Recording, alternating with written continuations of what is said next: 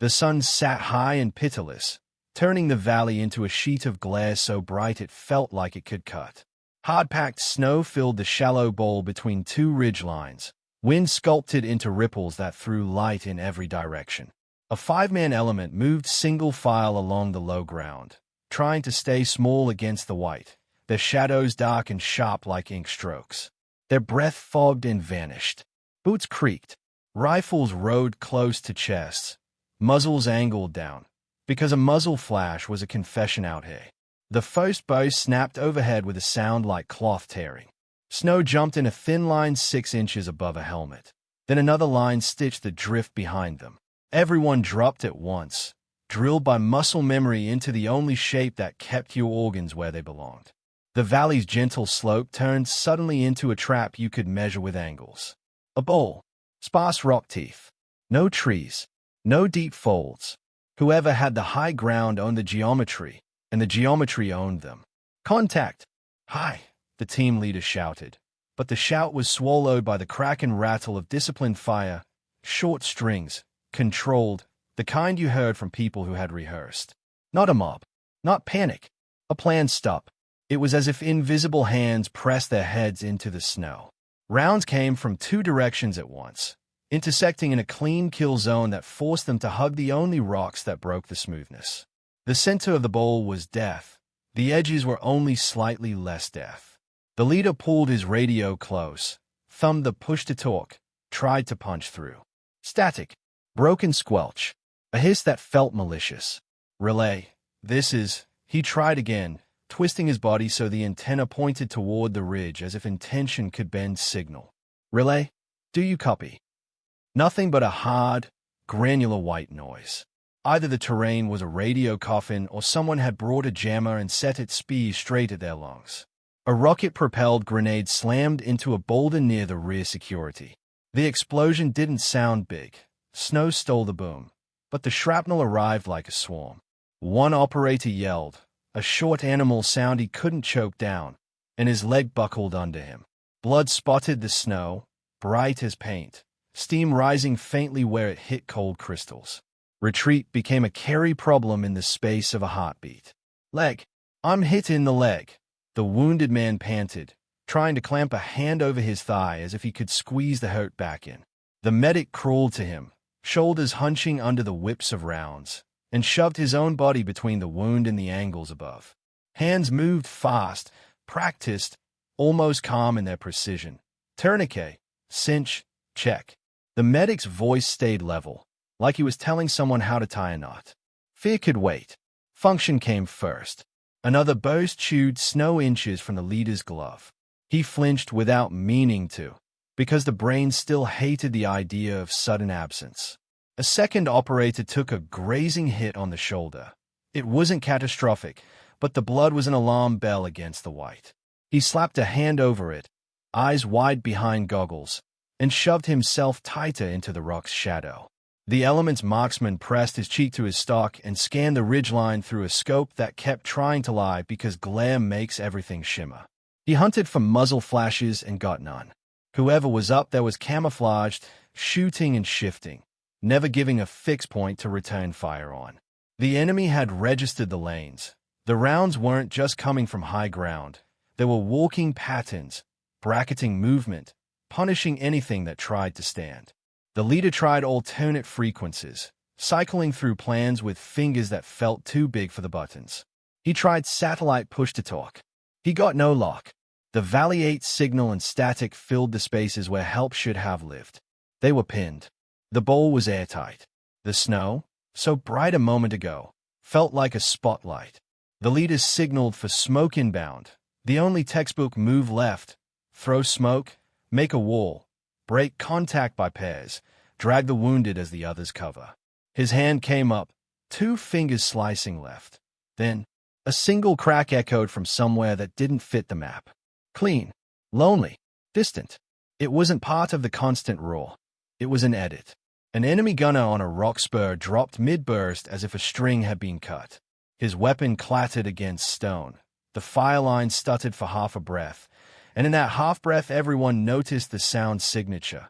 Too far, too isolated, too controlled to be one of theirs in the bowl. Another crack. An RPG man collapsed before he could shoulder the tube. The warhead rolled out of his hands and disappeared into the snow, harmless as a discarded toy. The SEALs exchanged looks that were more question than relief. None of them had fired. The marksman's rifle was still on safe. The leader's finger was still on the radio. The medic's hands were still red and busy. A third shot broke an enemy radio operator. The man jerked, folded, and the antenna beside him dipped as if tired. For a flicker, the static on the leader's handset wavered, thin, almost a gap, but the net still wouldn't hold. The leader froze, not from fear, but from pattern recognition. Someone was overwatching them without being on the net. Someone had an angle that bypassed the enemy's control of the high ground. Someone was choosing targets the way a surgeon chooses an incision. He lowered his hand. Smoke could turn the whole bowl into a lit stage if the enemy had optics dialed. Movement could invite bracketing. An unseen hand was giving them micro-lulls, breathing spaces bought with precision, and rushing might waste them. He made the hardest call in the easiest language. Hold. Stay tight. Don't sprint the snow. Behind his goggles, his eyes tracked the far ridge line, the one that had seemed irrelevant in their approach because it wasn't the dominant ground.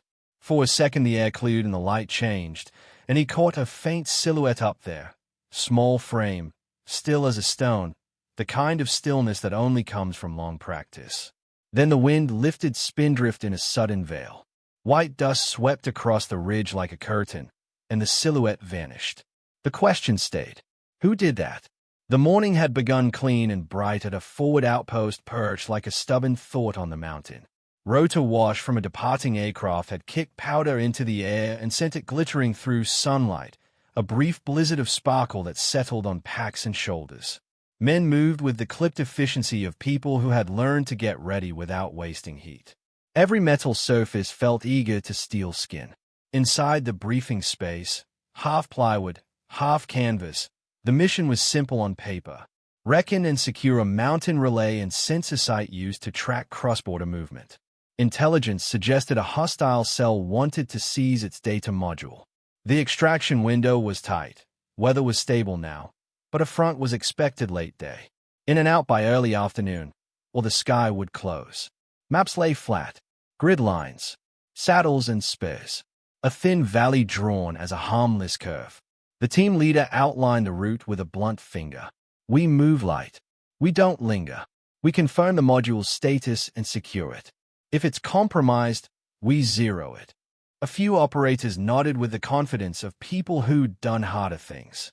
Someone cracked a joke about the mountain trying to kill them with boredom. Laughter came easy in warmth. In the corner, the attached sniper checked a rifle and optic with careful, almost ritual precision. She was quiet, compact, moving like she was conserving heat and motion and attention. Her gloves came off only long enough to adjust a dial with bare fingertips, then went back on fast. Her kit looked lean, fewer extras than people expected. Spare batteries, but not many. One compact range card folded into her sleeve pocket. Minimal food. Built for stillness, not comfort. A couple of operators clocked her size and the way she didn't join the banter. Nobody said it outright, but tone carries thoughts the mouth won't risk. Analyst tag-along. Public relations attachment. Somebody's checkbox. Their eyes slid past her like she wasn't part of the shape of the mission. She didn't argue. She listened. She watched the map and the leader's finger and the way everyone's focus converged on the obvious approach route like water finding the easiest channel. When the leader finished, she spoke once, voice calm, words spare. Line of sight from the north saddle. Did we confirm it's clear? It wasn't accusatory. It was a pin pushed into the map. One operator smirked. North saddle's a goat trail. Overthinking, another said, not unkindly, like he was humoring a nervous junior. The leader glanced at the map. We're not splitting. We stay together. The saddle's out of our lane. She nodded as if she'd asked about weather, not risk. But her eyes stayed on the north saddle for an extra beat, like she was saving it. Outside, as they staged, she noticed fresh antenna tie-downs at the outpost. New knots, clean cord, recently handled. Nearby sat a supply crate with a seal she didn't recognize, The kind of seal that meant someone had moved comms gear through here without the usual paperwork. Her gaze slid over it, unreadable. She filed it away. Then, faint and distant, a buzz threaded through the cold air. She paused, head tilting a fraction, as if listening to wind in metal. She decided it could be that. But she marked it anyway, the way you mark a smell you can't place. On movement, daylight made everything harder in its own way. Snow reflected harshly, turning optics tricky, making ridges shimmer. Footprints lingered like signatures, stamped dark into white, announcing each step to anyone with patience. She altered her gait and spacing, reducing the telltale rhythm. 2 steps, pause, 2 steps, breaking the pattern that a drone camera loves to track. One operator noticed and chuckled. "You hiding from squirrels?" She didn't answer. She just kept moving, small and efficient, breath disciplined, shoulders relaxed. Conserving. They climbed through a notch that offered a wide view. Most of the element paused only long enough to scan with binoculars and check bearings. She paused half a second too long, studying a ridge where the snow looked disturbed in unnatural clean lines, as if something had been dragged or packed and then dusted over. The team leader caught her look because leaders learn to read what their people read. He stepped close enough that their shoulders almost touched, voice low. "What do you see?" She chose her words carefully, because caution is a kind of respect. "Someone's been up there recently."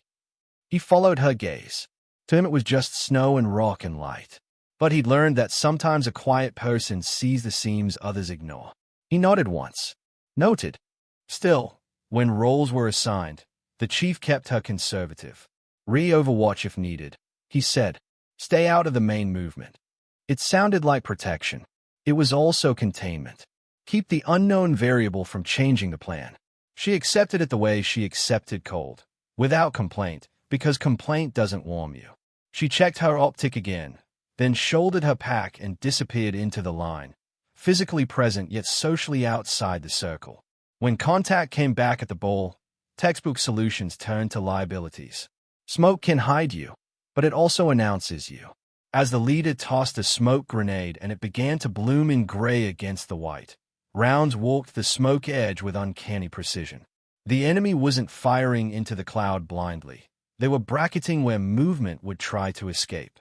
A Khrushchev gun hammered from somewhere high, PKM style, heavy and steady, pinning the center while rifles held the flanks. The element tried to return fire, but every time someone lifted a head above rock, a snap-thump timing told them an enemy sniper was shifting, trying to force heads down so RPG teams could creep. Comms were now fully dead. The leader tried satellite again. No luck. Either the jammer was strong or the valley shape was perfect for killing signals as well as people. He could feel options shrinking like fingers going numb. The wounded operator's leg made every idea heavier. Moving him meant exposure.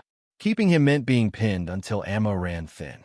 The medic worked behind a rock shelf, blood steaming faintly on the snow, daylight making everything brutally visible. The second wounded man, shoulder grazed, clenched his jaw and tried to make himself smaller than his own body. Ammo burn rate climbed. Magazines got counted with quick, grim looks. The marksman whispered distances and angles, trying to spot the enemy through shimmering glare. He caught glimpses of disturbed snow, a shadow that wasn't rock, then nothing. Shoot and shift. Camouflage. Competence. And then, briefly, a small quadcopter appeared above a ridgeline like an insect against sky. It hovered just long enough to confirm what the enemy had. Eyes, not just guns, then ducked back down. The leader felt a coldness deeper than weather. They weren't just being attacked. They were being observed, maybe filmed, maybe guided. Propaganda, coordinated targeting, both. The extraction window loomed in his head like a closing door. If they missed it, the incoming front would erase air support. He looked at the slope that would lead to the ridgeline, weighed a hard push uphill, dangerous but decisive, until a burst chewed the snow inches from his hand again, proving the enemy had that lane dialed like a math problem. Another clean crack from the unseen Overwatch cut through. The drone jerked mid-hover and fell, tumbling like a dead bird, bouncing once and disappearing behind the ridge. The element froze for a fraction, not from surprise at the drone falling. Drones fall, but from the precision. Whoever was up there was selecting force multipliers, turning the enemy's advantages into liabilities. Not luck. Logic. Enemy fire shifted toward the far ridge line where the shot likely came from. They began probing, searching for the shooter's position. That bought the SEALs a micro-lull, thin as paper but real. They used it to drag the wounded into deeper cover, grunting under his weight, pulling him across snow that wanted to shine and betray them. The leader's radio hissed. Nothing. Then, for a heartbeat, something almost shaped like a voice, fragmented, clipped, before static swallowed it again. Hold, he repeated, not because his men didn't hear him, but because the word anchored them. Above and away. Earlier, she had made her decision before the first burst ever cracked. As the team entered the valley, the terrain folded in shallow undulations that looked insignificant to anyone focused on the main route. To her, folds were doors. She peeled off under the cover of one such fold, letting the other's movement and noise cover the absence of one set of footprints. She didn't speak. She didn't transmit. She kept her radio silent, because transmitting in an environment like this could become a beacon. A jammer doesn't just block, it can help triangulate who's trying to talk. She chose isolation the way you choose to step into cold water, quickly, completely, without half measures. The route to the north saddle was a wind-scoured slope where crusted snow lay over rock like a thin lie.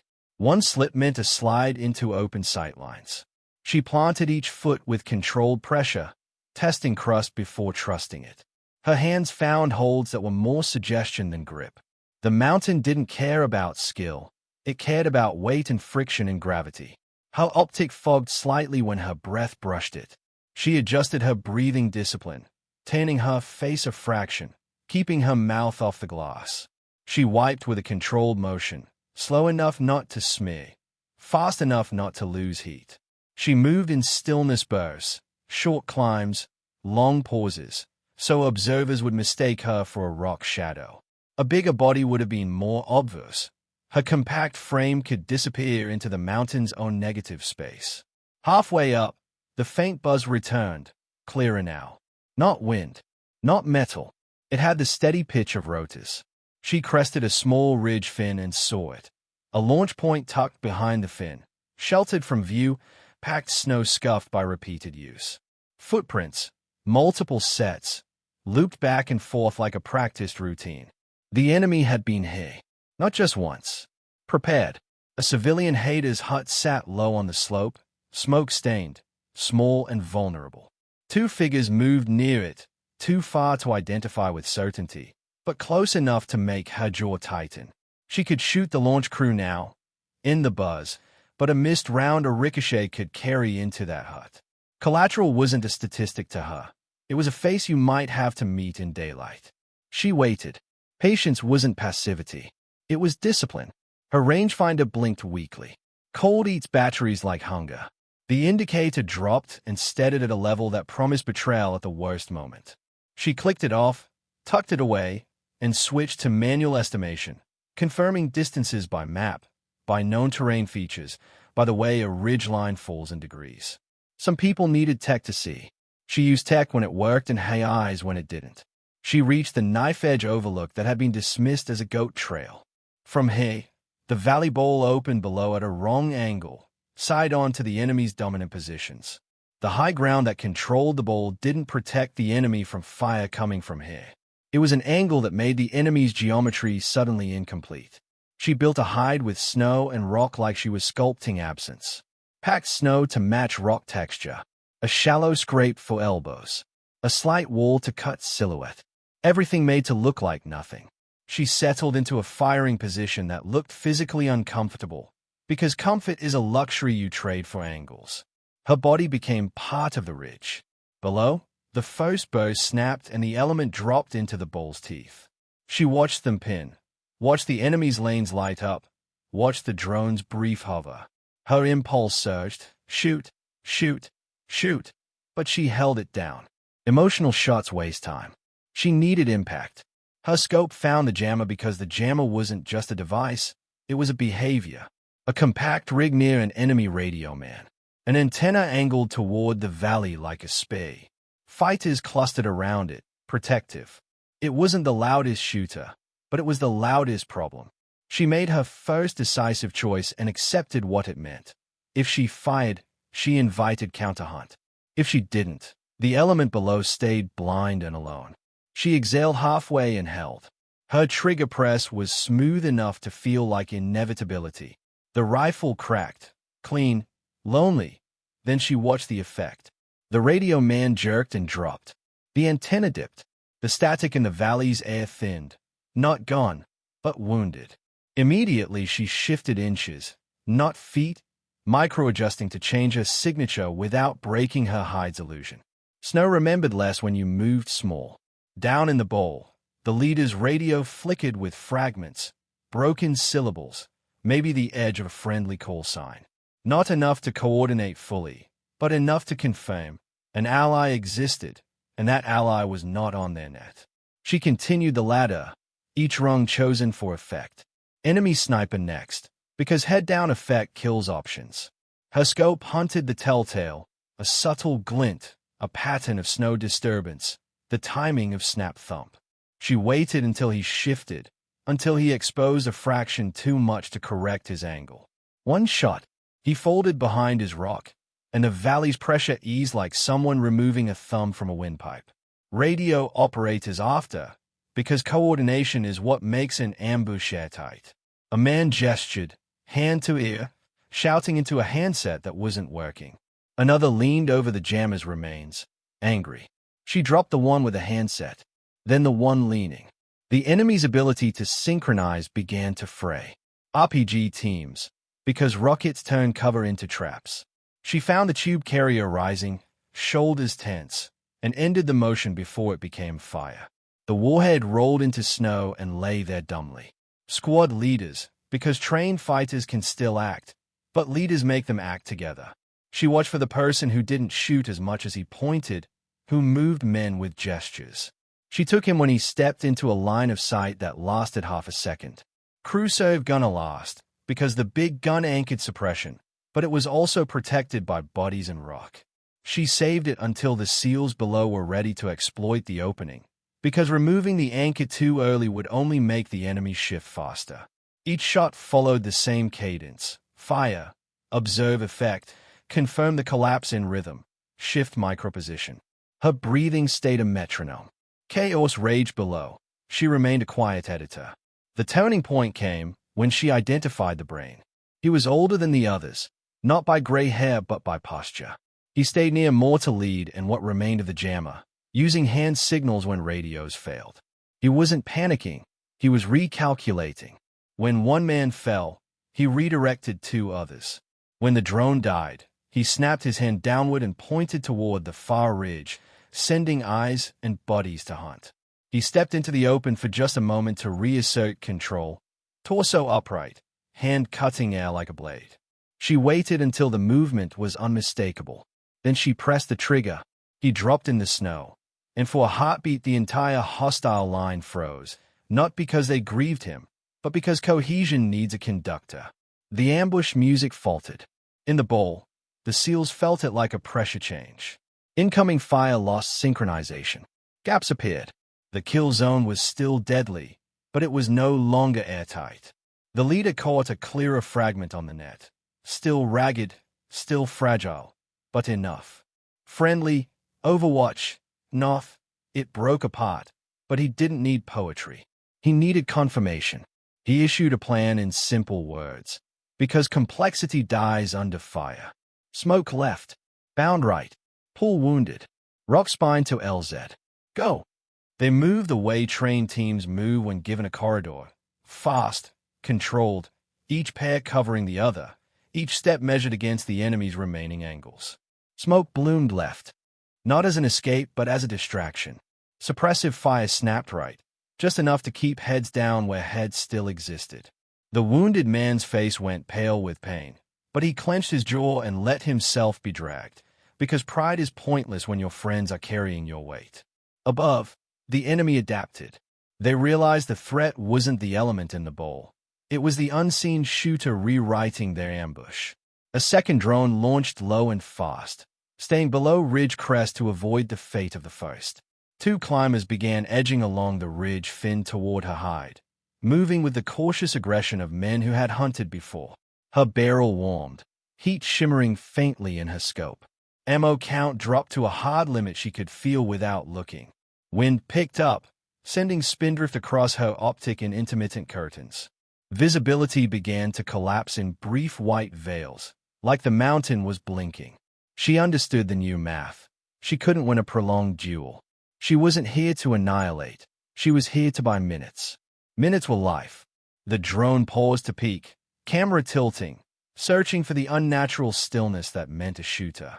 She timed her shot between gusts, when spindrift cleared for a fraction, and punched the drone out of the air. It fell without drama, a machine losing the sky. Immediately, she rolled to a secondary microhide she had prepared, a backup scrape a few feet away, because survival is planning for the moment you are found. She moved without leaving obvious disturbance, smoothing snow with a gloved hand, policing his signature. No brass lay shining. She had caught it in a small cloth, refusing to leave clues that would speak for her after she was gone. Below, the seals bounded across exposed snow, dragging the wounded, smoke and suppressive fire covering gaps. The enemy tried to reclose the trap with heavier weapons. A mortar tube thumped, soft, almost distant. Then the first rounds bracketed the rock spine. Snow erupted in dull geysers. Shrapnel hissed. The corridor narrowed again. She found the mortar lead through her scope, hands moving, mouth open in shouted timing, and removed him. The thumping stopped. The bracketing faltered. Another minute bought. The climbers reached her last known position and found only packed snow and rock that looked like snow and rock. They stayed, confused, because they wanted a nest, a rifle, a body. They found nothing that matched their expectation. Expectation is a weakness you can exploit. She took one last high-risk shot at the Crusoe gunner just as the seals crested toward the extraction point. The gunner's bows cut off mid-string, the weapon clattering, and the ball's last anchor loosened. Then she broke contact, because hero stories are written by people who survive. She slid down the backside of the ridge into shadowed terrain, letting the mountains swallow her. The climbers scrambled, shouting to each other, but their voices didn't carry through rock and wind the way fear does. At the extraction point, rotors chopped the bright air into violent sound. The aircraft came in low, fighting turbulence that hinted at the coming front. Snow whipped into spirals, stinging cheeks, turning the world into a spinning white storm. The seals loaded fast, hauling the wounded, hands gripping straps with desperate certainty. The medic's face was set, eyes hard, doing the last checks like ritual. The team leader paused at the ramp for 1/2 second too long and looked back at the ridge. Through the rotor wash and spindrift, he couldn't fully see who had saved them. He saw only the line of rock and white and sky, indifferent and vast. They lifted off as the weather began to turn. The valley shrank below, a bright wound in the mountains, already being erased by wind. Back at the outpost, daylight was still harsh, but now it felt empty. The same glare that had seemed like energy in the morning now felt like exhaustion. The men de-kitted in silence, adrenaline draining into fatigue that hit like a wave you couldn't brace for. Gear clinked. Velcro tore. Someone set a helmet down and stared at it like it belonged to another person. The wounded were stabilized. When the medic finally stepped away from the last bandage, his hands began to shake, small tremors he couldn't control now that control wasn't required. Fear, delayed, arriving late like a bill. The debrief began with ugly facts and no comfort. Comms had been jammed. The kill zone had been pre-built. Enemy timing suggested they had anticipated the patrol route. The leader spoke without embellishment, because truth didn't need drama after that. The motive became clear as they pieced it together. The hostile cell wanted the relay and sensor data module to map coalition response times and routes. They wanted to know how fast help came, from where, along what lanes.